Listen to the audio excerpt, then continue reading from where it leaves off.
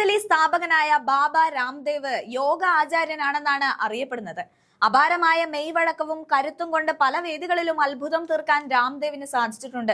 ഇന്ന് ഇന്ത്യയിൽ ഏറ്റവും അധികം ലാഭത്തിൽ പ്രവർത്തിക്കുന്ന ആയുർവേദ കമ്പനി ഏതാണെന്ന് ചോദിച്ചാൽ അതിന് ഒറ്റ ഉത്തരമേ ഉള്ളൂ: പതഞ്ജലി.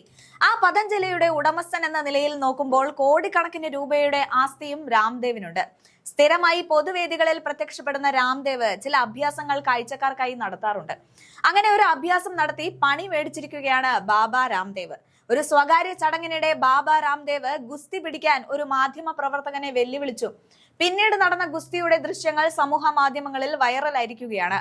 പ്രമുഖ മാധ്യമ സ്ഥാപനം സംഘടിപ്പിച്ച ചടങ്ങിനിടെയായിരുന്നു 59-കാരനായ രാംദേവ് വേദിയിലുണ്ടായിരുന്ന എഡിറ്ററെ ഗുസ്തിക്ക് വെല്ലുവിളിച്ചത്.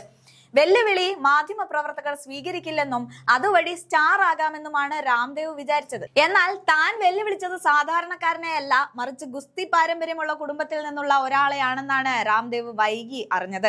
മധ്യപ്രദേശിലെ ഇൻഡോറിൽ നിന്നുള്ള മാധ്യമ പ്രവർത്തകൻ ജയദീപ് കർണിക് ആയിരുന്നു രാംദേവിന്റെ എതിരാളി. രാംദേവ് പരാജയപ്പെടുത്താൻ നോക്കിയെങ്കിലും ജയദീപ് വിട്ടുകൊടുത്തില്ല.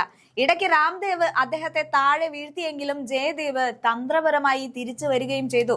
ഒടുവിൽ ഇരുവരും ചിരിച്ചുകൊണ്ട് കൈകൊടുത്ത് പിരിയുകയായിരുന്നു. ശക്തമായ ഗുസ്തി പാരമ്പര്യമുള്ള കുടുംബമാണ് ജയദീപിന്റേത്. അദ്ദേഹത്തിന്റെ പിതാവ് സുഭാഷ് കർണിക് മധ്യപ്രദേശിലെ പ്രശസ്തനായ ഗുസ്തിക്കാരനായിരുന്നു.